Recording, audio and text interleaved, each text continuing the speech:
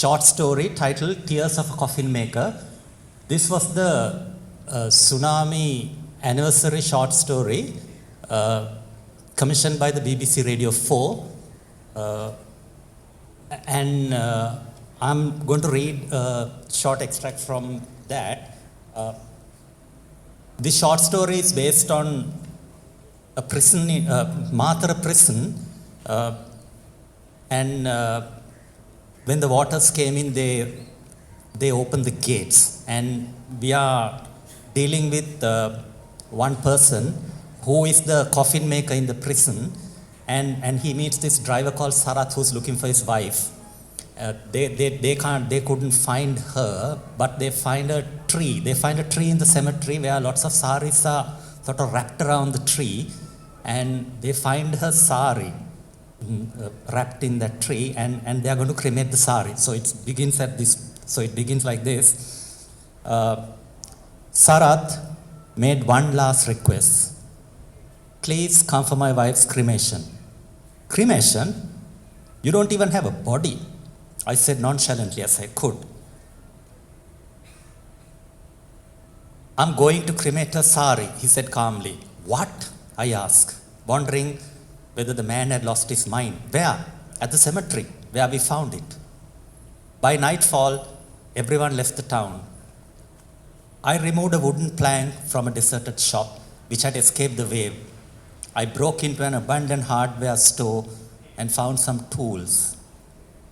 Then I began to make a small coffin, the kind I usually make for infants. I had found a small tin of wood polish in the hardware shop, and I gave the coffin a good shine.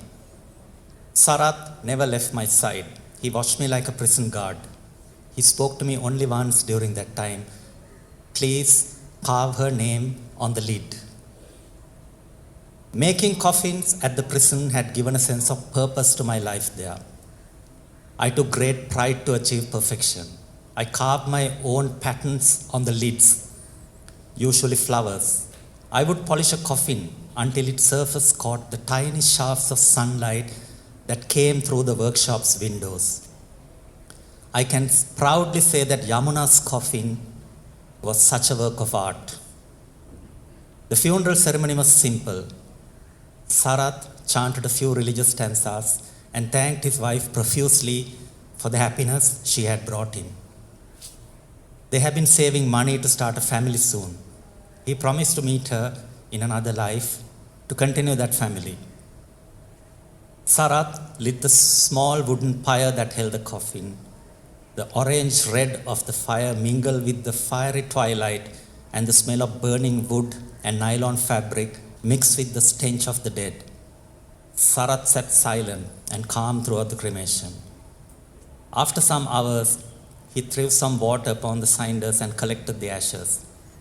As he walked into the sunset near the beach, I felt an unfamiliar tightening in my throat. To my horror, I felt tears forming in my eyes. They remained there undecided for a few seconds and rolled down my cheeks.